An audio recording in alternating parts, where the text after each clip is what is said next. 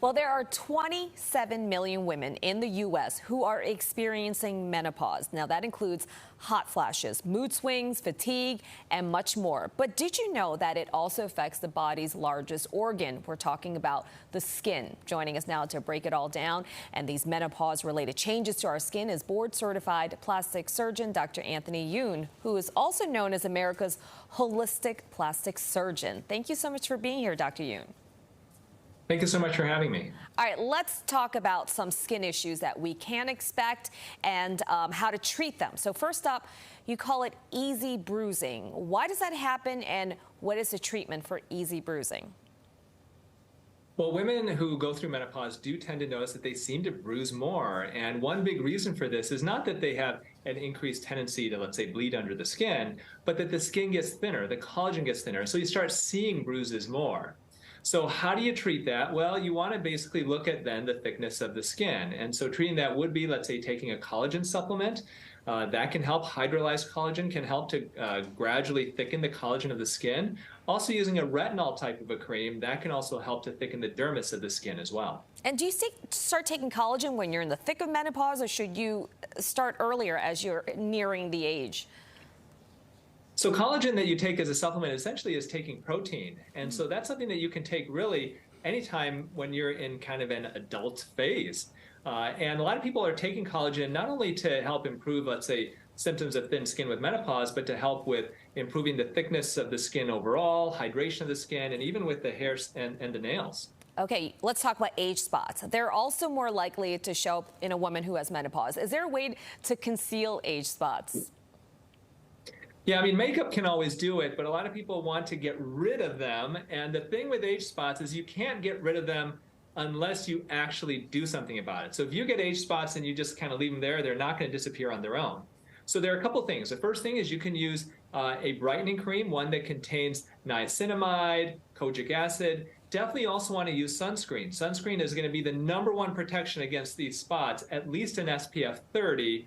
And then there are also treatments like IPL that you can do in doctor's offices. All right, another common skin issue that's related to menopause is for the skin to sag. Is there a way to prevent skin sagging from happening, and also how would you treat it? Yeah, this is something that no matter what, you're going to get as you get older. It's whether you're a man or a woman, menopause or not. But there are things you can do to help prevent it. The first thing I would recommend is something I mentioned earlier, is to use a retinoid or retinol cream. You can get retinol over the counter. If you want something stronger, you can go to a dermatologist or a plastic surgeon and get a tretinoin, which is prescription strength. This is the #1 anti-aging ingredient. You start doing that, you do that regularly, and that can really help with preventing droopiness of the skin. All right, retinol, we got to remember that. Let's talk about dry skin. Now, a lot of women complain about their skin getting drier. Why is that happening? Well, it tends to occur due to hormonal changes as well as the thinning of the skin that we see. And one simple tip for something like that is not to take hot showers. And then after you get out of the shower, within 2 minutes of getting out of the shower, go ahead and put that moisturizer on. You want to lock that moisture in within those 2 minutes. And this is something especially that you see more in the wintertime. Luckily now it's getting warmer out, and so hopefully this is not as big of an issue for us. All right, lastly, let's talk about a biggie, and that's losing your hair. A lot of people think that hair loss is a male problem, but thinning hair is actually very common among women as well. Yeah, it is. And, with men, you see, they get bald spots. With a lot of women, it's just thinning of the hair to a point where it can, for some of them, get really difficult to deal with. So what can you do? First thing, you want to reduce the amount of stress that you're under. Second thing, you can use nutritional supplements. Nutrafol is a very popular one. There are low-light laser treatments that you can use as well. That can help to stimulate growth of the hair follicles. And then you can also do certain things like PRP injections. That can help too. Minoxidil, topical rosemary oil. These are great topicals to put on the hair and the scalp to help grow the hair. Yeah, there's so many side effects when it comes to menopause. We just cannot forget our skin as well. Dr. Youn, thank you so much for joining us today. We really appreciate it.